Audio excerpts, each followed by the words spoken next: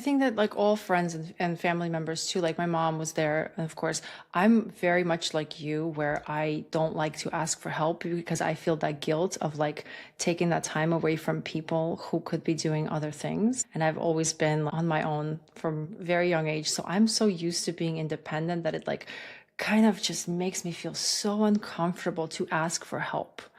It's just to my in my nature, like that just makes me cringe. Like I could do it myself. Like why would I want anybody else's help? But the truth of the matter is that like asking for help is good. Like it's actually good. And like it's going to alleviate some of that stress from you. I think that I had to learn the hard way to stop being so headstrong and saying, oh, I could do everything myself, and actually like reach out to my family and like my mom and like my husband's mom and say, hey, like could you do this? Could you do XYZ? Could you come over and like cook dinner? Or like, could you watch the baby for like 2 hours while I go take a shower or whatever? It's just, you have to do that because even though it makes you feel uncomfortable, because if you don't, you're going to get to that point where it's going to just feel too heavy and it's going to feel impossible to tackle on all of the things that are on your to-do list. So you do have to ask for help. Of course, our friends were there. It was very hard with our friends too, because as much as they were there for us, also they didn't know what we were going through at the same time because they weren't in that situation. So it was kind of like one of those things where like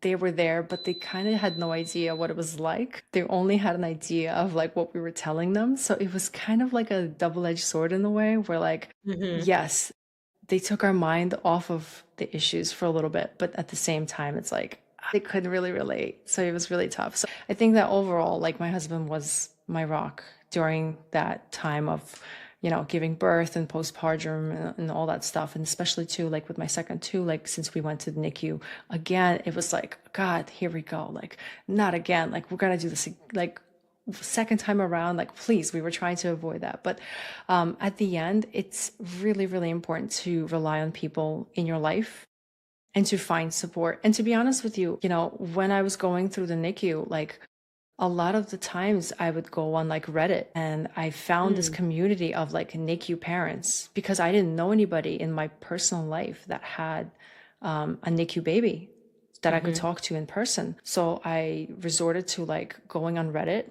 and connecting with fellow moms on Reddit through like a NICU parenting community. And I was blown away by like how supportive everybody was. And there were people that actually like knew my situation and could relate to like my situation because they've been through it. So that really helped me because, a lot of the times on the internet, like you'll hear all of these negative stories of like Hmm. preemies and like babies, having issues for the rest of their lives, but you don't hear the positives Mm. because it's simply not as published as often as the negative stories are. So what connecting with other parents on the internet like allowed me to do is to actually see the positive outcomes and like the hope.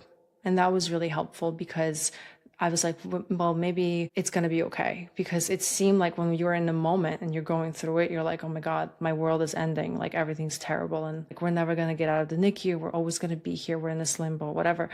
But then, like, you hear about other people who were in the same situation and got past it and got through it. And it's really encouraging. It gives you that hope. So I would recommend that if anybody's listening and you don't have that support with people around you, seek that support somewhere else because there are people that are going through similar situations probably out there on the internet somewhere. Connect with those people and who knows, maybe you will make lifelong friends. You just don't know where that connection will take you. But there are people that are going through the similar things that you are going through. I think that's the best way to wrap it up. That sums it up. There's somebody going through the things that you're going through. I love that. I'm so happy that we got a chance to talk and I got to get to know your story, what you're about, your family, what you got going on with UGC, everything. So before we hop off, tell people where they can find you, connect you, and then if they want to reach out to learn more about UGC.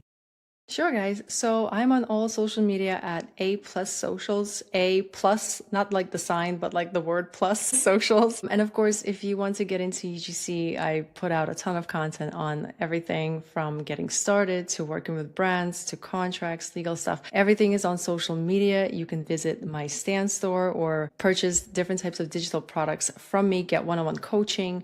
Basically, I'm here to support anybody that's starting or wants to get into UGC in any way that I can because because teaching is my true passion. I think that I found my little like niche where I combine my business mindset with my teaching passion. And now I get to share everything I know about UGC and how fellow mommies can get started in the business and hopefully take it to the next level, quit their daytime jobs and spend more time with their kids and work for themselves and be girl bosses and mom bosses too. So I am on A+ socials on all of the platforms, guys. So definitely check me out and reach out to me.